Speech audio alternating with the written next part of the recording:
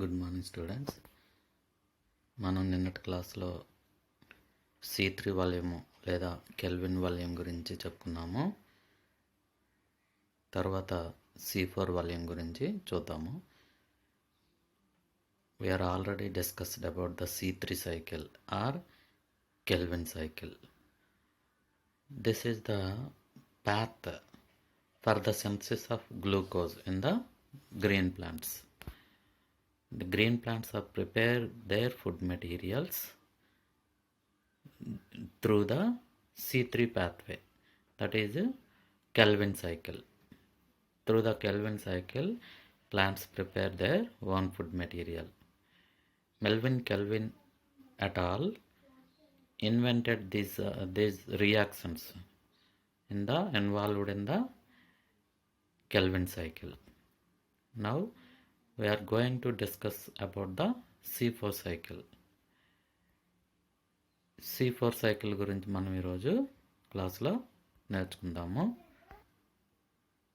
ఈ C4 cycle అనేవి సాధారణంగా ఉష్ణమండలాల్లో పెరిగే కొన్ని రకాలైన మొక్కల్లో జరుగుతుందని మొదటిసారిగా కోర్ట్షాక్, హర్ట్, బర్ర్ అనే శాస్త్రవేత్తలు మొదటిసారిగా పేర్కోవడం జరిగింది.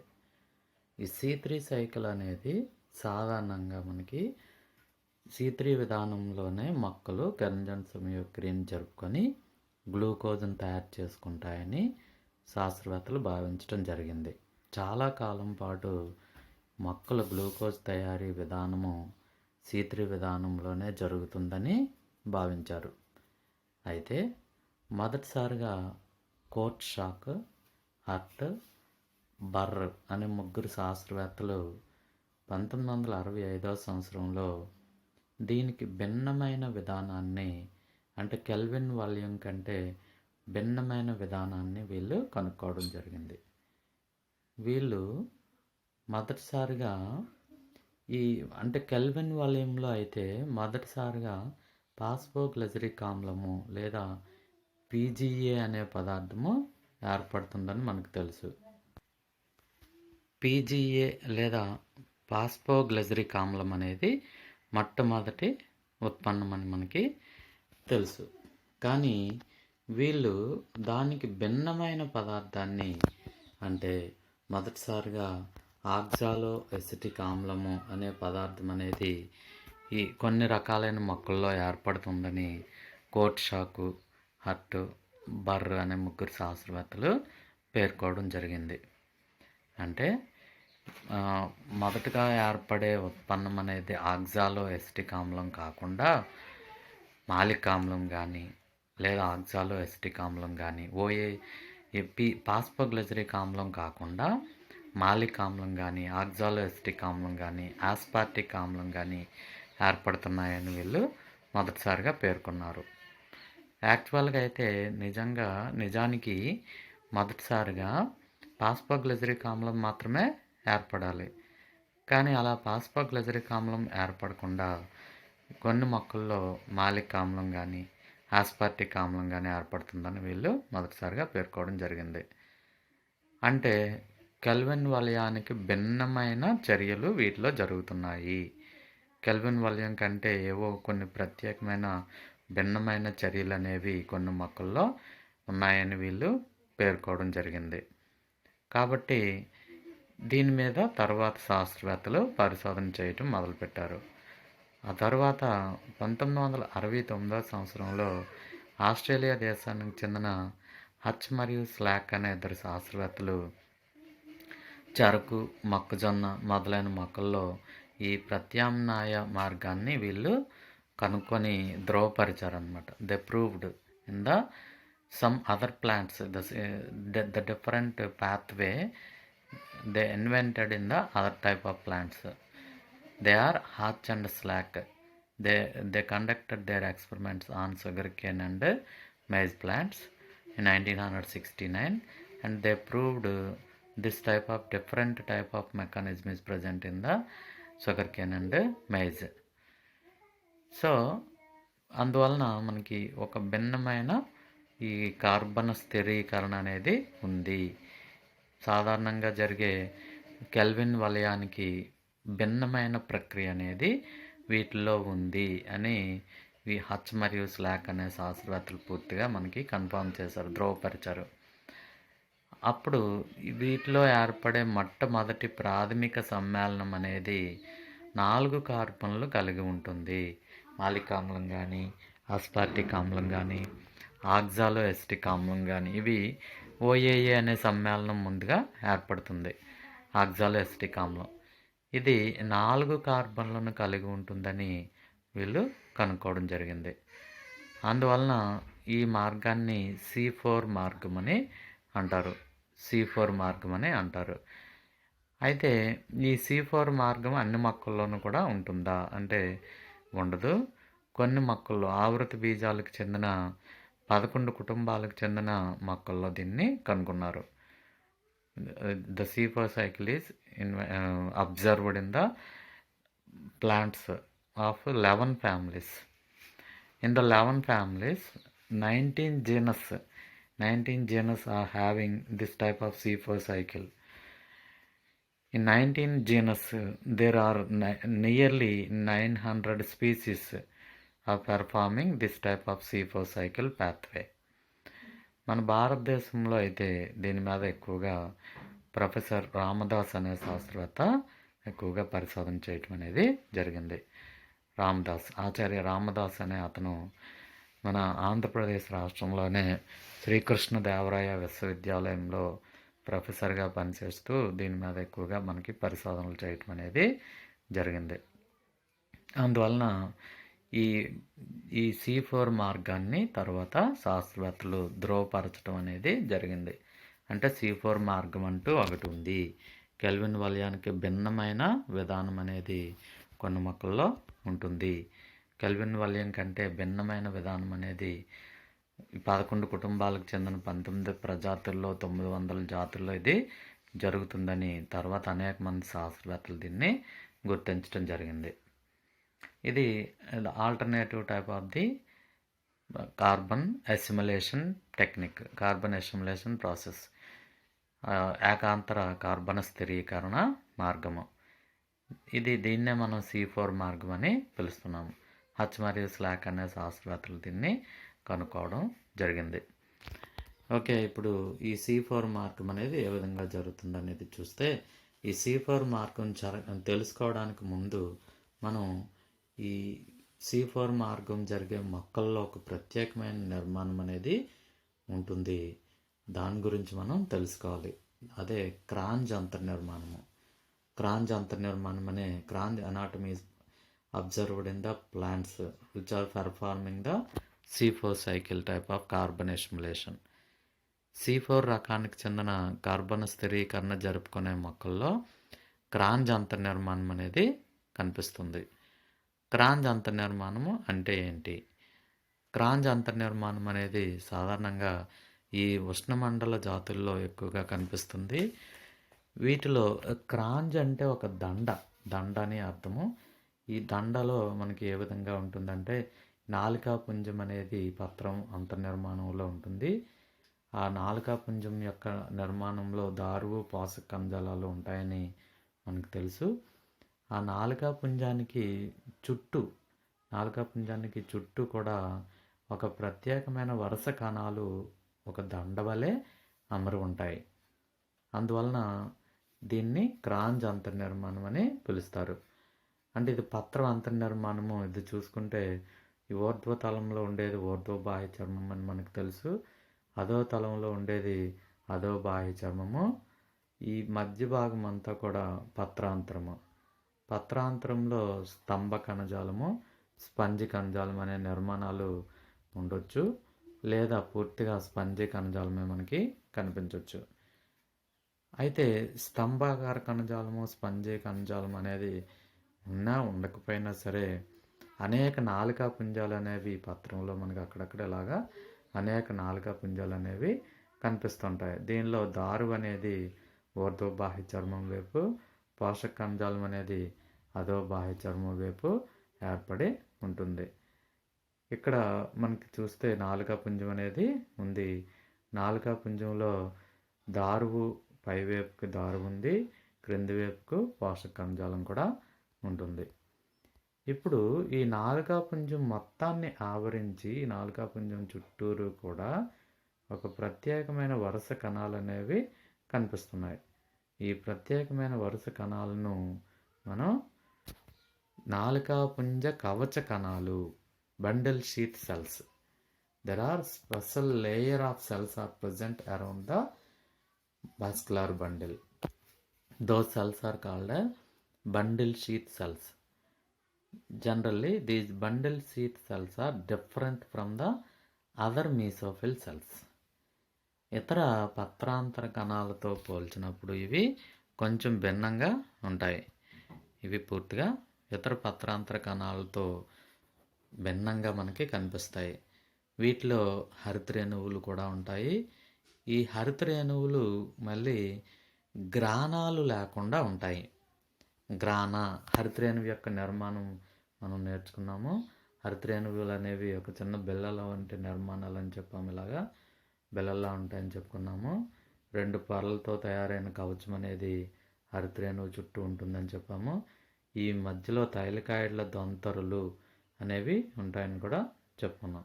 ఈ థైలికాయిడ్ దొంతరులను మనం గ్రానా అని పిలుస్తున్నాం. ఈ గ్రానాలు అనేవి ఉండవు, గ్రానాలు లేకుండా ఉంటాయి.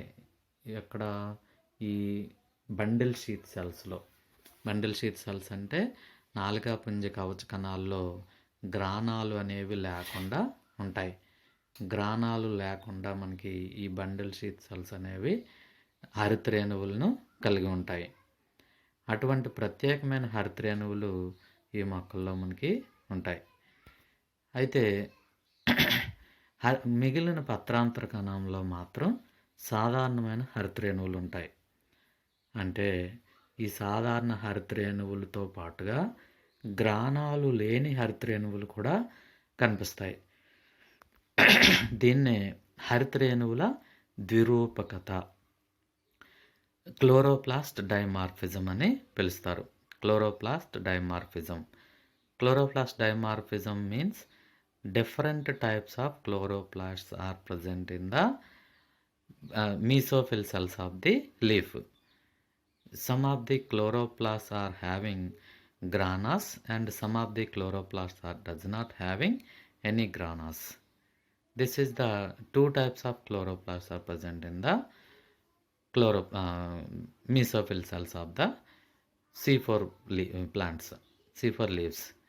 ఈ C4 మొక్కల యొక్క పత్రాల యొక్క పత్రాంతర కణాల్లో ఇటువంటి భిన్న రకానికి చెందిన హరితరేణువులు అనేవి ఉంటాయి. గ్రానాలు ఉండే హరితరేణువులు ఒక రకంగా ఉంటాయి, అవి పత్రాంతర కణాల్లో ఉంటాయి. గ్రానాలు లేని హరితరేణువులు నాలుకాపుంజ కవచ కణాల్లో ఉంటాయి. ఇది హరితరేణువుల ద్విరూపకత. ఓకే, ఇది క్రాంజ్ అంతర్నిర్మాణం గురించి. C4 మొక్కలు క్రాంజ్ అంతర్నిర్మాణాన్ని చూపుతాయి, క్రాంజ్ అంతర్నిర్మాణాన్ని కలిగి ఉంటాయి. క్రాంజ్ అంతర్నిర్మాణం అంటే నాలుకాపుంజ కవచ కణాల చుట్టూ, నాలుకాపుంజాల చుట్టూ ఉండే ప్రత్యేకమైన కవచ కణాలు అనేవి ఏర్పడి ఉండడము, అవి దండాకారంలో ఉండడము, దాన్నే మనం క్రాంజ్ అంతర్నిర్మాణం అని పిలుస్తారు. ఇది C4 మొక్కల యొక్క అంతర్నిర్మాణం. ఇంకా C4 వలయం గురించి కానీ చూస్తే, C4 వలయం అనేది ఇక భిన్నమైన కర్బన స్థిరీకరణ ప్రక్రియ. C4 cycle is different type of carbon fixation method. This is the alternative carbon fixation method. Alternative ఏకాంతరంగా అంటే భిన్న రకానికి చెందిన కార్బన్ స్థిరీకరణ మార్గం ఇది. ఇందులో ఏం జరుగుతుంది అనేది మనం చూస్తే, ఇందులో చర్యల గురించి మనం రాసుకుంటే, ముందుగా కార్బన్ డైఆక్సైడ్ను పాస్పోయినాల్ పైరువిక్ ఆమ్లం అనే పదార్థము కార్బన్ డైఆక్సైడ్ను ముందుగా స్వీకరిస్తుంది. దీన్నే పెప్ అని పిలుస్తాము, PEP, పాస్పోయినాల్ పైరువిక్ ఆమ్లము. ఇది CO2ని స్వీకరించుకుంటుంది.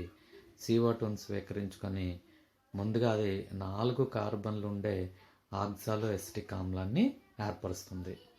ఇక్కడ పెప్ అనేది, పాస్పోయినాల్ పైరువిక్ ఆమ్లం అనేది, ఇది 3 కార్బన్ల సమ్మేళనము.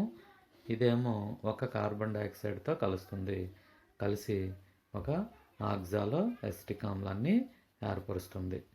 ఈ ఆక్సాలో ఎసిటిక్ ఆమ్లం అనేది మొదటి చర్యలో ఏర్పడుతుంది. ఆ విధంగా ఓఏఏ లేదా ఆక్సాలో ఎసిటిక్ ఆమ్లం అనేది మొట్టమొదటిసారిగా ఏర్పడే సమ్మేళనము C4 మొక్కల్లో.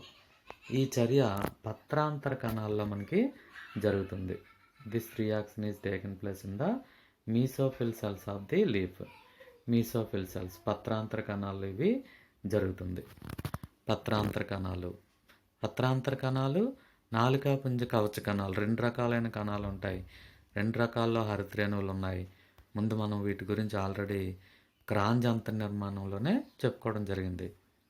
కాబట్టి ఈ పత్రాంతర కణంలో మొదటిసారిగా చర్య జరిగి పాస్పోయినాల్ పైరువిక్ ఆమ్లం అనేది పెప్ అనేది కార్బన్ డైఆక్సైడ్ను స్వీకరించుకొని ఆక్సాలో ఎసిటిక్ ఆమ్లాన్ని ఏర్పరుస్తుంది.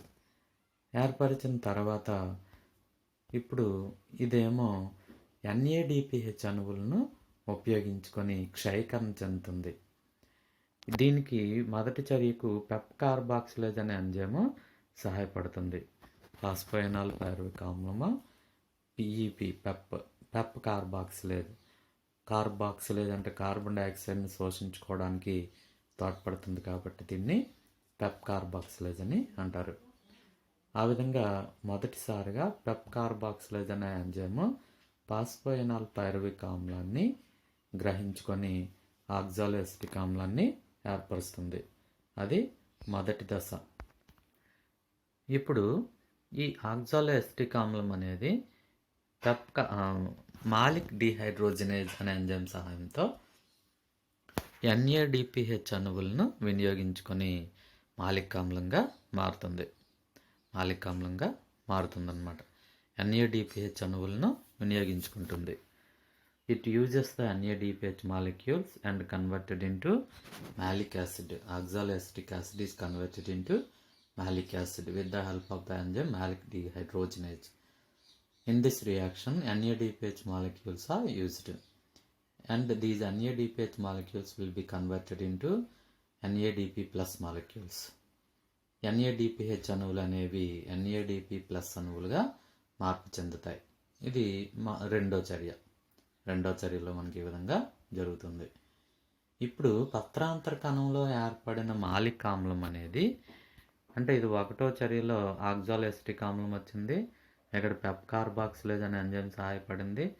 రెండో చర్యలో ఏమో ఈ ఆక్సాలో ఎసిటిక్ ఆమ్లం అనేది మాలిక్ ఆమ్లంగా మారింది. మాలిక్ ఆమ్లం ఏర్పడినప్పుడు మాలిక్ డీహైడ్రోజినేజ్ అనే ఎంజైమ్ సహాయపడుతుంది.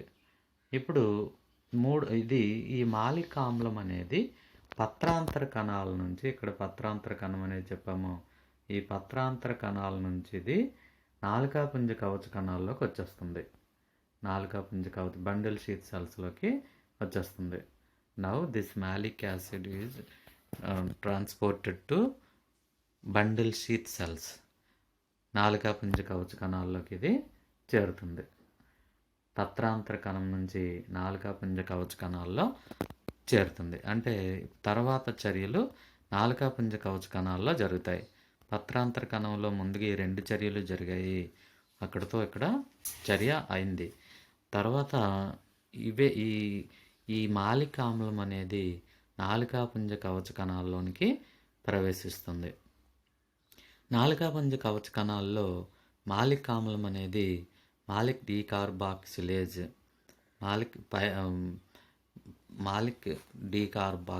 డీహైడ్రోజినేజ్ అనే ఎంజైమ్ సహాయంతో ఇది NADPH అణువులను ఉపయోగించుకొని NADPH అణువులను ఏర్పరుస్తుంది. NADPH అణువులను ఇది ఏర్పరుస్తుంది.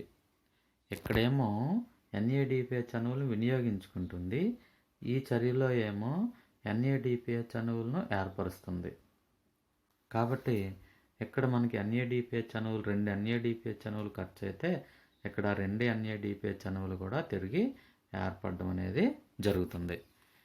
ఆ విధంగా మనకి ఈ మాలిక్ ఆమ్లం అనేది తర్వాత పైరువిక్ ఆమ్లంగా మారుతుంది. పైరువిక్ ఆమ్లం అణువులుగా మారుతుంది.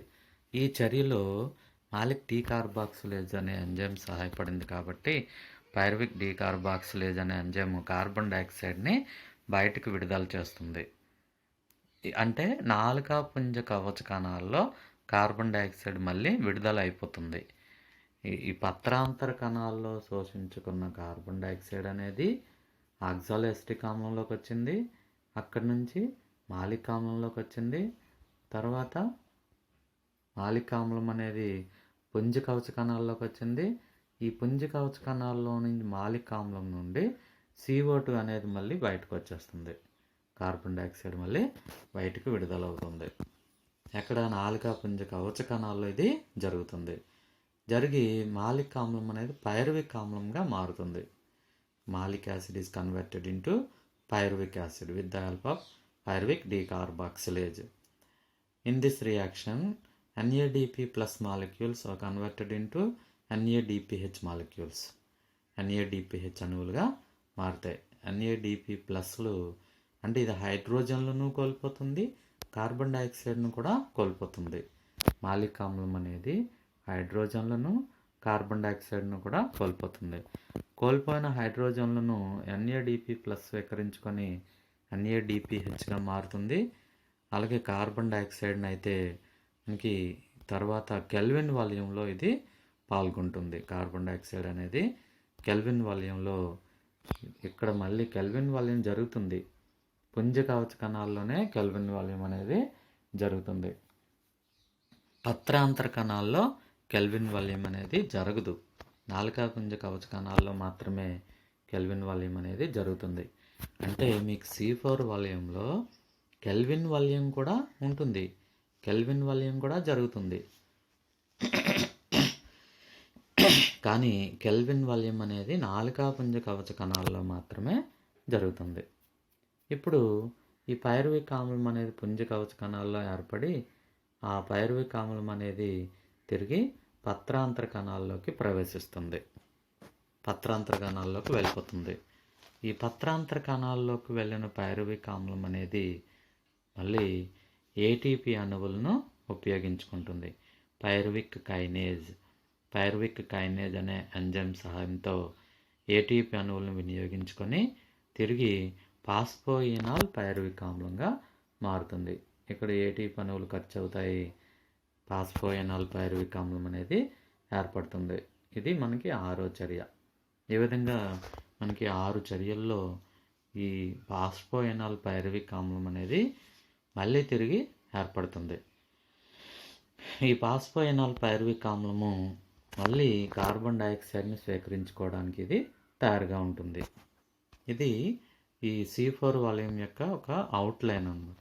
C4 వాల్యూమ్ ఏ విధంగా జరుగుతుందని మనం స్థూలంగా మనం చెప్పుకుంటే ఈ విధంగా మనకి ఇన్ని చర్యల్లో C4 వాల్యూమ్ అనేది జరుగుతుంది. అయితే ఇందులో మనకి C3 వాల్యూమ్ కూడా మనకి అంతర్భాగంగానే ఉంది. C3 వాల్యూమ్ కూడా ఒక భాగంగా ఉంది. C4 వాల్యూంలో C3 వాల్యూమ్ కూడా జరుగుతుంది. అయితే అది నాలుక పుంజ కవచ కణాలకు మాత్రమే పరిమితం అవుతుంది. పత్రాంతర కణాల్లో ముందుగా చర్యలు ప్రారంభమవుతున్నాయి. ఇందులో ప్రాథమికంగా కార్బన్ డైఆక్సైడ్ను స్వీకరించే పదార్థము పాస్పోయినాల్ పైరువిక్ ఆమ్లము. కాబట్టి మీరు ఆ చర్యతో మొదలుపెట్టి ఇది 1వ చర్య అని దాని నుంచి మొదలుపెట్టి ఆ విధంగా ఈ పాస్పోయినాల్ పైరువిక్ ఆమ్లం అనేది ఆక్సాలో ఎసిటిక్ ఆమ్లంగా మారుతుంది. కార్బన్ డైఆక్సైడ్ని స్వీకరించుకొని నీటి అణువులను ఖర్చు చేసుకొని నీటి అణువులను కూడా ఉపయోగించుకొని ఆక్సాలో ఎసిటిక్ ఆమ్లంగా మారుతుంది. ఆక్సాలో ఎసిటిక్ ఆమ్లం అనేది NADPH అణువుల సాయంతో NADPH అణువుల నుండి హైడ్రోజన్లను గ్రహించుకొని మాలిక్ ఆమ్లంగా మారుతుంది. మాలిక్ ఆమ్లము ఇంకా తర్వాత 3వ దశలో ఇది ఈ పత్రాంతర కణాల్లో నుండి నాలుక పుంజ కవచ కణాల్లోకి వస్తుంది, నాలుక పుంజ కవచ కణాల్లోకి చేరుతుంది. అది 3వ దశ. 4వ దశలో ఇదే మాలిక్ ఆమ్లము, అంటే మాలిక్ ఆమ్లం ఏం మారలేదు, అదే మాలిక్ ఆమ్లం అనేది హైడ్రోజన్లను మళ్ళీ కోల్పోతుంది. ఇక్కడ హైడ్రోజన్లను గ్రహించుకుంది, ఇక్కడ హైడ్రోజన్లను కోల్పోయింది.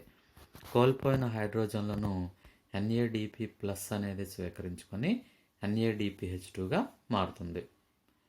ఈ మాలిక్ ఆమ్లం ఇప్పుడు తిరిగి మళ్ళీ మనకి పైరువిక్ డీకార్బాక్సిలేజ్ అనే ఎంజైమ్ సహాయంతో పైరువిక్ ఆమ్లంగా మారుతుంది. అప్పుడు కార్బన్ డైఆక్సైడ్ని కూడా అది విడుదల చేస్తుంది. విడుదలైన కార్బన్ డైఆక్సైడ్ C3 వలయం లేదా కెల్విన్ వలయంలో పాల్గొంటుంది. కెల్విన్ వలయంలో ముందుగా పాస్పోగ్లిజరిక్ ఆమ్లం ఏర్పడుతుంది. తర్వాత ATP అణువులను ఖర్చు చేసుకుంటుంది. 1,3-బిస్ఫాస్ఫోగ్లిజరిక్ ఆమ్లం వస్తుంది. 1,3-బిస్ఫాస్ఫోగ్లిజరిక్ ఆమ్లం పాస్పోగ్లిజరాల్డిహైడ్గా మారుతుంది. మళ్ళీ తిరిగి ప్రాథమిక స్వీకర్త అయిన RUBPని పునరుద్ధరణ చేస్తుంది. గ్లూకోజ్ను కూడా ఏర్పరుస్తుంది. అది మనం ముందుటి క్లాస్లోనే కెల్విన్ వలయం ఎలా జరుగుతుంది అనేది మనం చెప్పుకోవడం జరిగింది. కాబట్టి ఈ పైరువిక్ ఆమ్లం అనేది ఎక్కడ ఏర్పడింది, ఇది 5వ దశలో మనకు పైరువిక్ ఆమ్లం అనేది వచ్చింది. ఇంకా ఎక్కడి నుంచి పైరువిక్ ఆమ్లం తిరిగి మళ్ళీ నాలుకా పుంజ కవచ కణాల్లోకి ప్రవేశిస్తుంది. ఈ పుంజ కవచ కణాల్లో పైరువిక్ ఆమ్లం అనేది తర్వాత ATP అణువులను ఉపయోగించుకొని పైరువేట్ కైనేజ్ అనే ఎంజైమ్ సాయంతో తిరిగి అది ఫాస్ఫోఎనాల్ పైరువిక్ ఆమ్లంగా మారుతుంది. ఇది స్థూలంగా మనకి C4 వలయం గురించి. అయితే C4 వలయం ఇక్కడితో అయిపోయిందంటే లేదు. ఈ C4 వలయంలో తర్వాత శాస్త్రవేత్తలు మళ్ళీ అనేక రకాలైన ప్రాథమిక ఉత్పన్నాలు ఏర్పడుతున్నాయని శాస్త్రవేత్తలు గుర్తించారు. దాన్ని ఆధారంగా చేసుకొని ఈ C4 వలయాన్ని 3 రకాలుగా విభజించడం జరిగింది. Based on the primary product which was formed in the C4 cycle. The C4 cycle plants are classified into 3 categories based on the primary product formed in the C4 cycle. These plants are classified into 3 categories. One is malate farmers. ఒకటోది malic ఆమ్లాన్ని ఏర్పరిచేవి. Malic ఆమ్లము మొదటిసారి మనకి ఈ ఉదాహరణకి చూడండి, మీకు ఇప్పుడు మనం ఇందాక చెప్పుకున్నది మాలేట్ ఫార్మర్స్ అన్నమాట. మాలేట్ ఫార్మర్స్ అంటే ఈ కార్బన్ డైఆక్సైడ్ను ముందుగా పాస్పోఎనాల్ పైరువిక్ ఆమ్లం అనేది స్వీకరించుకుంటుంది. పెప్కార్బాక్సిలేజ్ అనే ఎంజైమ్ సహాయపడుతుంది. ఆక్సాలో ఎసిటిక్ ఆమ్లం అనేది ఏర్పడుతుంది. ఈ ఆక్సాలో ఎసిటిక్ ఆమ్లము OAA అంటారు. ఇది NADPH అణువులను ఖర్చు చేసుకుంటుంది. ఖర్చు చేసుకొని NADP+గా మారుతుంది. మాలిక్ ఆమ్లాన్ని ఏర్పరుస్తుంది. ఈ మాలిక్ ఆమ్లం అనేది తర్వాత మనకి ఇక్కడి నుంచి నాలుకాపుంజ కవచ కణాల్లోకి వెళ్ళిపోతుంది. నాలుకాపుంజ కవచ కణాలు ఇవి పత్రాంతర కణాలు. ఈ చర్యలు ఇప్పుడు నాలుకాపుంజ కవచ కణాల్లోకి ఇది మాలిక్ ఆమ్లం అనేది ప్రవేశించింది. ఓకే, నాలుకాపుంజ కవచ కణాల్లోకి చేరిన మాలిక్ ఆమ్లం అనేది తిరిగి మళ్ళీ హైడ్రోజన్లను కోల్పోతుంది. ఇక్కడ హైడ్రోజన్లను స్వీకరించుకుంది, ఇక్కడ హైడ్రోజన్లను కోల్పోయింది. కోల్పోయిన హైడ్రోజన్లను NADP+ అనేది స్వీకరించుకొని తిరిగి NADPH2గా మారుతుంది. ఇక్కడే మనకి కార్బన్ డైఆక్సైడ్ కూడా విడుదలవుతుంది.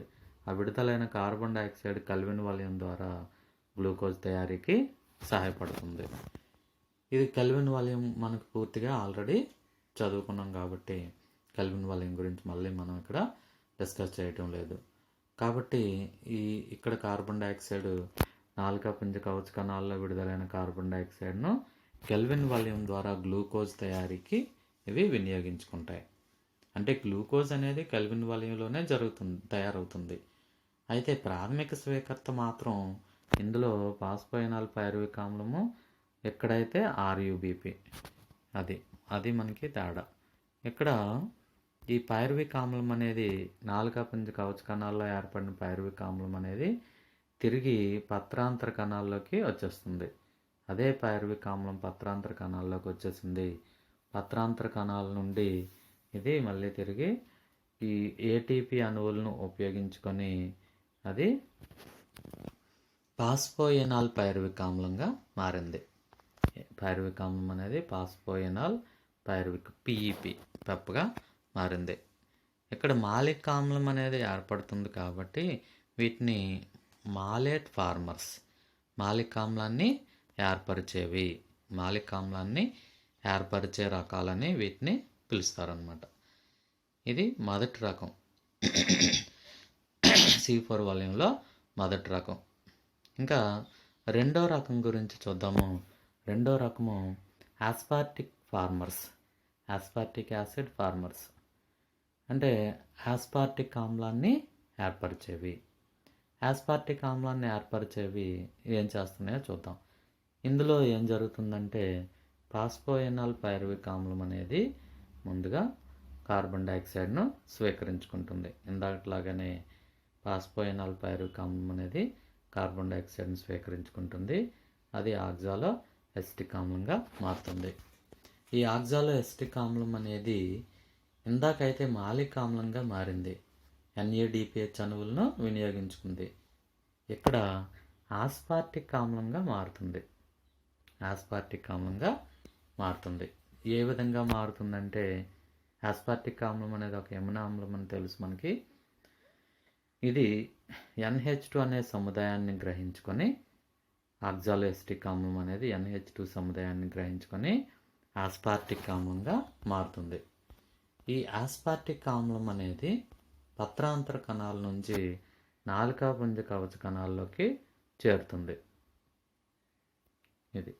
ఇది పత్రాంతర కణాలు. లెఫ్ట్ సైడ్ ఉండేవి పత్రాంతర కణాలు, రైట్ సైడ్లో జరిగే చర్యలు నాలికాపుంజ కవచ కణాలు.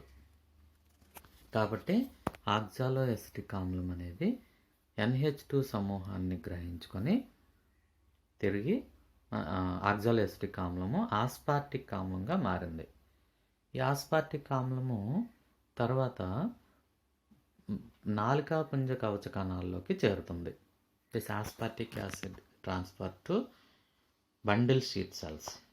Now again this aspartic acid loses ammonia molecules, amino group molecules and converted into OAA. ఇదేం చేస్తుంది? ఆస్పార్టిక్ ఆమ్లం అనేది NH2 సమూహాన్ని కోల్పోయి తిరిగి ఆక్సాలో ఎసిటిక్ ఆమ్లంగా మారుతుంది. ఈ ఆక్సాలో ఎసిటిక్ ఆమ్లం అనేది మళ్ళీ తర్వాత మాలిక్ ఆమ్లంగా మారుతుంది. ఈ మాలిక్ ఆమ్లం అనేది మళ్ళీ హైడ్రోజన్లను కోల్పోయి పైరువిక్ ఆమ్లంగా మారుతుంది. మాలిక్ ఆమ్లం ఏర్పడింది, ఇది హైడ్రోజన్లను కోల్పోయిన హైడ్రోజన్లను NAD+ అనేది స్వీకరించుకొని NADH2గా మారుతుంది. అలాగే ఇక్కడ ఒక కార్బన్ డైఆక్సైడ్ కూడా ఇది కోల్పోవడం జరుగుతుంది. ఈ కార్బన్ డైఆక్సైడ్ను ఈ కెల్విన్ వాల్యూమ్లో ఈ మొక్కలు అనేవి స్థిరీకరించుకోవడం జరుగుతుంది.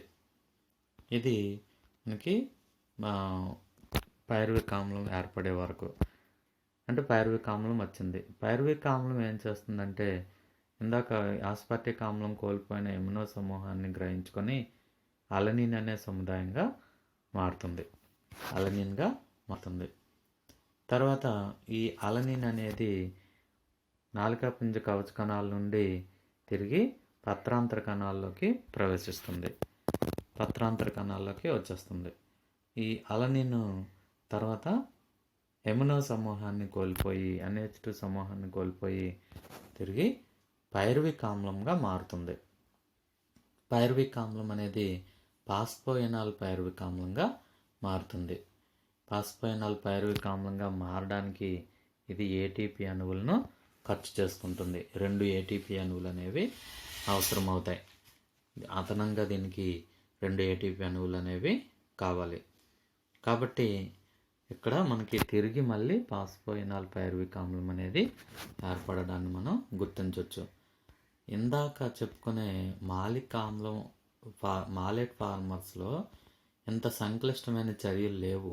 ఇక్కడ మాత్రం ఆస్పార్టిక్ ఆమ్లాన్ని ఏర్పరిచే మొక్కల్లో మాత్రం ఉదాహరణకి అమరాంతస్, ఆర్టిప్లెక్స్, ద్విదళ బీజాలకు చెందిన మొక్కలు. ఇందాక మనం షుగర్ కేను, మైజ్ అనేవి మాలేట్ ఫార్మర్స్కి ఎగ్జాంపుల్గా చెప్పాం. అవి యాక్టల్ బీజాలకు చెందిన మొక్కలు. Those are the monocotyledon plants. But these aspartic farmers are dicotyledonous plants, amaranthus and artiplex plants. These are the special type of plants in which the aspartic acid was formed in the C4 type of the plants. In these plants, first phosphoenol pyruvic acid absorbs the carbon dioxide molecules and converted into oxaloacetic acid. Now this oxaloacetic acid absorbs the amino group and converted into aspartic acid. These reactions were taken place in the mesophyll cells of the leaf. Now this aspartic acid is transferred to bundle seed cells. Then aspartic acid now again it converted into OAA, oxaloacetic acid, by losing the amino group. That means oxaloacetic acid converted into aspartic acid by receiving amino group. This aspartic acid converted into OAA again back to OAA by losing the NH2 group. Now this OAA converted into malic acid in the bundle seed cells by absorbing the hydrogens from the NADPH molecule. Then malic acid is converted into pyruvic acid by losing the hydrogen molecules. Again this pyruvic acid is converted into alanine by absorbing the amino group. Then this alanine amino acid is transferred to mesophyll cells of the leaf. Finally this alanine is converted into pyruvic acid by losing the amino group. Then pyruvic acid is converted into phosphoenol pyruvic acid by utilizing the 2 ATP molecules. So the primary acceptor of CO2, that is phosphoenol pyruvic acid, is again regenerated. ఇలా మనకి పాస్ఫైనాల్ pyruvic ఆమ్లం అనేది తిరిగి ఏర్పడుతుంది. ఇది ఆస్పార్టిక్ ఆమ్లాన్ని ఏర్పరిచే మొక్కలు ఇవి. ఇది మనకి రెండో రకం. ఇంకా మూడో రకం ఉంది. మూడో రకంలో ఏంటంటే పీసీకే రకము. పీసీకే రకము మనకి ఇందాక మాలిక్ ఆమ్లాన్ని ఏర్పరిచేవి ఫస్ట్వి, రెండోది ఆస్పార్టిక్ ఆమ్లాన్ని ఏర్పరిచేవి రెండో రకము. అయితే ఇందులో ఆస్పార్టిక్ ఆమ్లాన్ని ఏర్పరిచినప్పుడు మళ్ళీ ఆస్పార్టిక్ ఆమ్లం అనేది ఆక్సాలోఎసిటిక్ ఆమ్లంగా మారిపోతుంది, ఓఏఏగా మారుతుంది. ఆ ఓఏఏ నుంచి మాలిక్ ఆమ్లం అనేది ఏర్పడుతుంది మళ్ళీ. అంటే మాలిక్ ఆమ్లము ఏర్పడటం అనేది కామన్గా ఆ రెండిట్లో కూడా జరుగుతుంది.